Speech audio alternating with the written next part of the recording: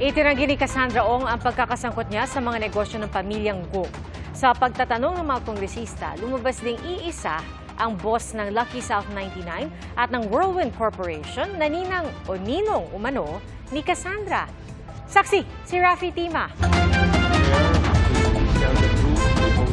Isa sa mga inamin ni Cassandra Ong sa pagdinig sa Kamara kahapon, nobyo niya si Wesley Guo, na kapatid ni dismissed Bamban Mayor Alice Guo at isa sa mga hinahanap kaugnay sa pag-alis ni Alice sa bansa. Pero sabi ni Cassandra, hindi sila close ng dismissed na alkalde at hindi rin niya ito business partner. Malapit ka kay Alice Guo? Hindi po.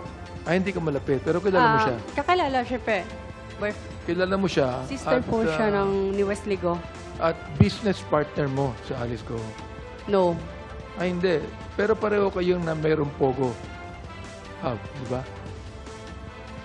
Hindi po. Wala kang Pogo Hub? Yung business po namin is nag-rent lang para sa mga Ano po yung business niya? building, real estate lang po. Real estate lang. Yes po. So, hindi I'm Pogo. not related to any Pogo po. Si Whirlwind, pinarentahan kay Lucky South.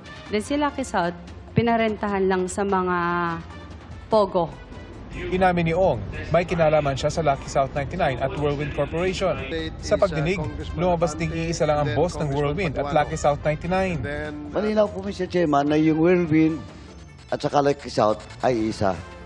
Because it's the one Ren Wo. Yes, Tama. Mr. Chair. Yes. Siya yung kausap niya si Whirlwind, siya rin ang kausap sa Lucky South. Yes, But Mr. Chair. the name of Mr. Wo did not appear dun sa Lucky South. Yes po. Siya rin po kasi nagde-decide if masasama yung pangalan niya or hindi. Ang binabanggit na Mr. Wu, ninong umano ni Cassandra Ong. Paliwanag ni Ong, nagpalit na ng may-ari ang dalawang kumpanya. Lucky South noon is sa amin po. And Whirlwind. But nauna po i-registered ang Lucky South. Tapos sumunod ang Whirlwind po. Ayon kay Ong, kaya lang siya napasama sa magkakapatid na Go ay dahil sa kasintahang si Wesley. Saan kayo nagkita? Sa Malaysia po. Ni Sheila, sa Malaysia. Sa Malaysia po with the Go siblings. Kasama si Wesley. Yes po, kasi si Wesley po ang nag-message sa akin. From Malaysia, pumunta po kami sa Singapore. Singapore. Yes po. Kasama si Alice Go. Opo. Hindi niyo pinag-usapan ng negosyo sa Singapore ni Wala po kami Alice Go? negosyo. Wala. Wala po akong negosyo or yung side ko with the Pero, Go family. Sa huling bahagi ng pagdinig, hindi pa rin binawi ang contempt charge laban kay Ong. Pero sa halip na ilipat siya sa Correctional Institution for Women sa Mandaluyong, sa Kamara pa rin siya ididitine. Pinagbigyan din ng hiling ng Senado na imbitahan si Ong sa pagdinig doon sa susunod na linggo. Sa impormasyon ni Senador Win Gatchalian, magkakasamang bumiyahe sina Ong, Alice Go at ninong ni Ong na si Warren Wu. Yung flight details na nakita namin na lumapad si Cassandra, si Warren Wu, si Alice Go, si Sheila Go, in my opinion, puts Alice Go and Warren Wu together.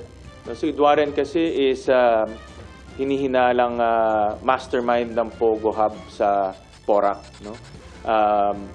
Marami siyang tinayong mga corporations dito sa IT.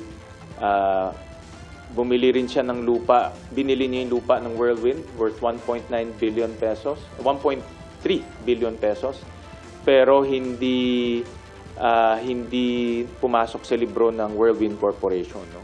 Nakukulangan din si Gatchalian sa testimonya ng sinasabing kapatid ni Alice na si Sheila. Ayon kay Gatchalian, may share si Sheila sa 10 negosyo ng pamilya.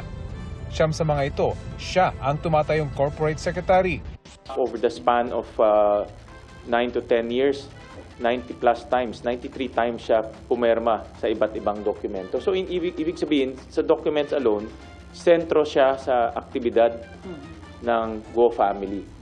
Ang Department of Justice naman, nais panagutin ang abogado ni Alice Go kaugnay sa mga pahayag nito na hindi pa nakalalabas ng bansa ang kliyente. Pinalaganap yung kwento na nandito pa si Alice Go sa mga interview sa mga kung saan sa mga stasyon, kaliwat kanan. Ano? So para sa amin, kailangan mapasagot din. Kailangan madalaman sa IBP or sa Korte Suprema ang tanong na kung may pananagutan ba itong mga abogado na to. Gate ni Attorney Stephen David, hindi siya nagsinungaling.